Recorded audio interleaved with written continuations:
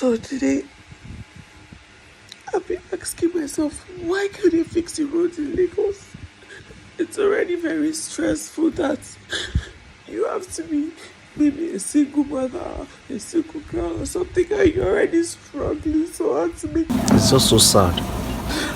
Guys, so this is a lady that her vehicle got flooded in Lagos Island, around Lekki, I guess, around Lekki axis. And I can feel her pain because I've experienced similar thing before in the past while I was actively driving ride sharing.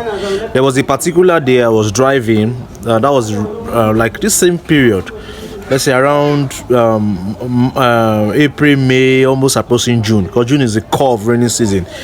And I was trapped somewhere in Admiralty Way, off Admiralty Way, where you have the what's the name of this restaurant?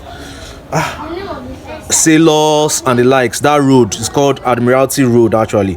So I was there, and then the rain started. So I was chilling somewhere because I saw the flood was rising. Where I was, flood met me there.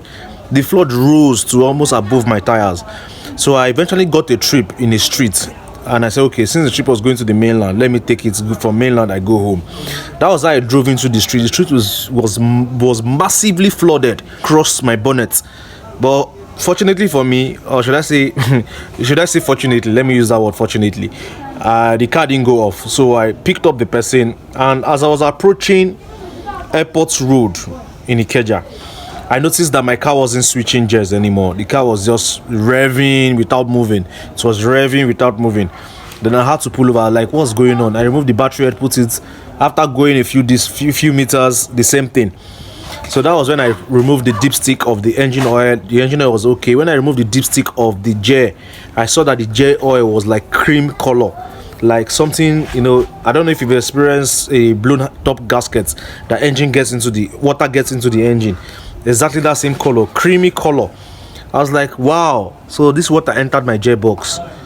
That was how my gearbox got bad. And it was from that day that I started having gearbox issues, because after that day I repaired the gearbox didn't work. I bought another gearbox. After a while again, the same thing.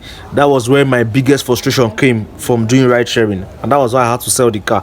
Because the last time I now called the market, how much is the gearbox? They're telling me the gearbox of that old car is about 500,000 naira. I just looked at it that there was no point anymore. How will I be spending so much money, putting in so much work, and almost nothing to show for it? That's how I actually sold that car. I sold that car for peanuts, So I don't know what the government is planning to do as regards flooding in Nigeria, in Lagos State especially.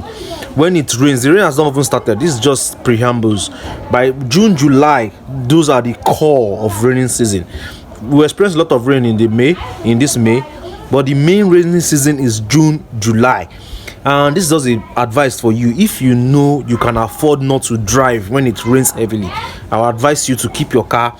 That we have December coming, so don't end up destroying your car because of the surge that will be tempting you to go and drive your car through flood. Just know the Lagos route very well.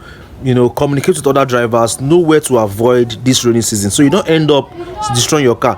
Cars are very expensive. I had somebody buying Tokunbo Corolla now for 5.6 million naira, almost 6 million. Let's say Tokunbo Nigerian use for 5.6 million, 5.4, 5.3. Toyota Corolla that we remember when we were buying that car for 1.3 million, 1.4 million naira. Imagine buying a Nigerian use now for over 5 million. So cars are very expensive. Be very careful. Know where you take your cars to, so that you don't end up destroying your vehicle before the reward time in December. So guys, stay safe out there. Until next time, peace. Be good.